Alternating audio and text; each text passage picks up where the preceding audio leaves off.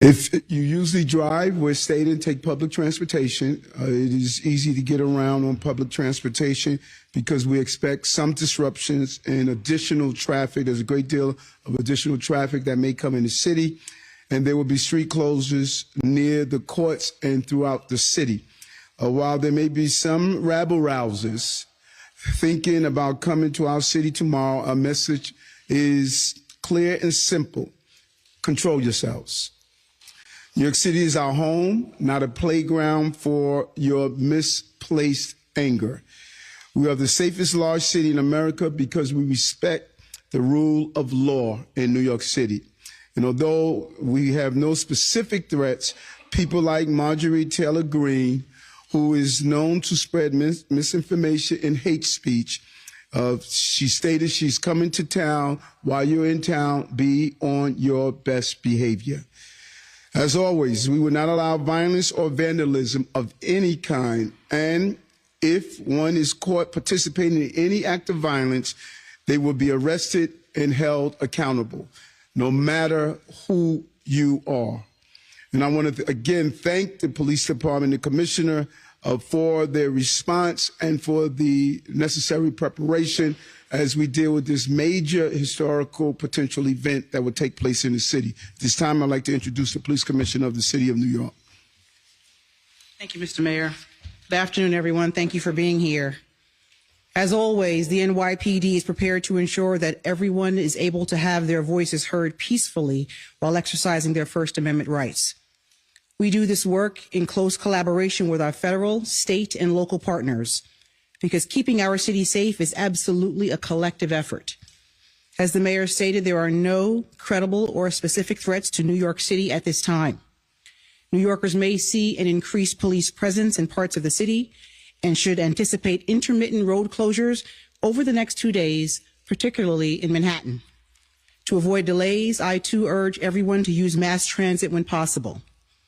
As I said, our job is to facilitate and safeguard the rights of people to express themselves and those going about their daily activities. But I will remind everyone that violence and destruction are not part of legitimate, lawful expression, and it will never be tolerated in our city. The people we serve know this, just as they know that the NYPD will be out there today, tomorrow, and every day to make sure that they are safe. Thank you. Mr. Mayor? Sure. Well, we'll take some questions. Commissioner, has Marjorie Taylor Greene or anyone else for that matter before permit, and has anyone been granted? So the permitting is actually done through City Hall, but I will say that anyone who protests is expected to express themselves peacefully and orderly. Was there an arrest or has there been an arrest in the powder incident involving the arraigned office? That incident is still under investigation at this time.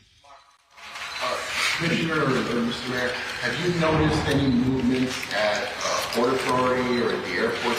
Any influx of people that have been coming in that you've noticed and that are coming here for this event? Any estimate on that, or have you not seen anything? We value our relationship with our partners, and we're in constant communication with them. So if they do see an influx of people or something out of the ordinary, they will contact us. At this time, we don't see that happening, but we will have real-time information if that does occur.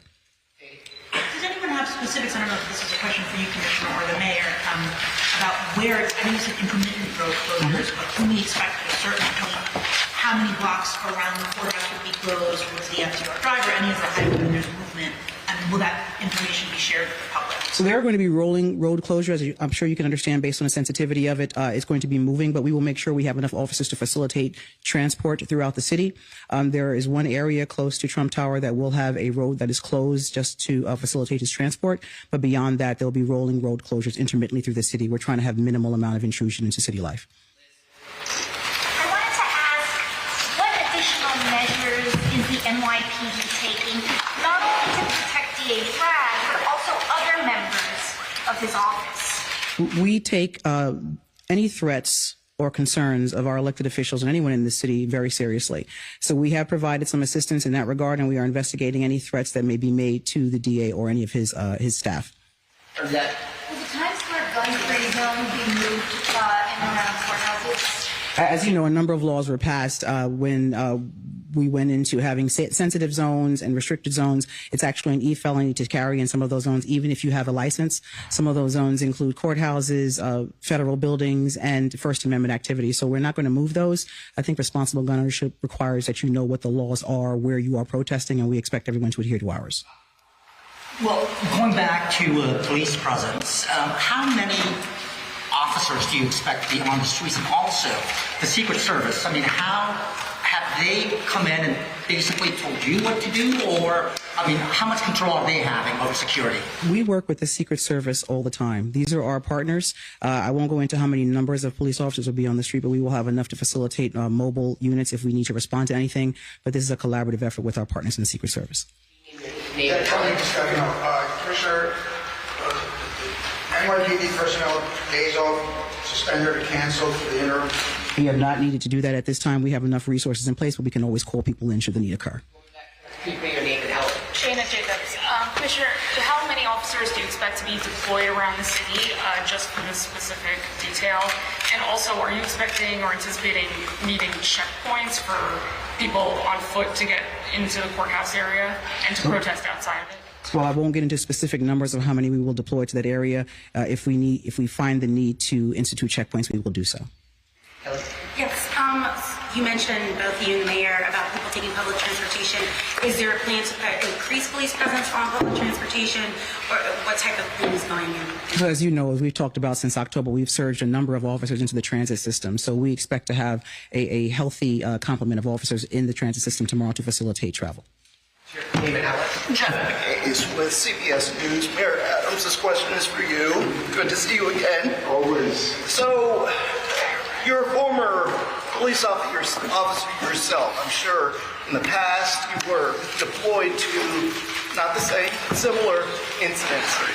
Now as mayor, what concerns you the most as far as security is concerned on the eve of this arraignment? Well, again, as you indicated, serving in the department, I really have a lack of concern. I know how well the New York City Police Department is able to pivot and shift based on the circumstances that they are facing. And we are prepared. The police commissioner gave me a briefing. She understands that this is a unique situation, and the New York City Police Department is fully prepared with the coordination that Deputy Mayor Bank is doing with our other law enforcement entities. I have no concern at all around this. Is it specifically about, one quick follow-up, is it specifically about politicians? You mentioned Marjorie Taylor Greene, or the former president stirring things up? Well, you know, people stir stuff up all the time. But, you know, if you are prepared, you don't have to get prepared. And we are prepared. And the ability to shift the resources where they are needed, I think, is extremely unique to this police department. We can manage several different things at one time in this department, and that's what we're doing. The police commissioner laid out a full plan with her executive team, and she's going to execute that plan based on the needs. Mayor, I'm over here. What do you make of the spectacle of this next 24 hours?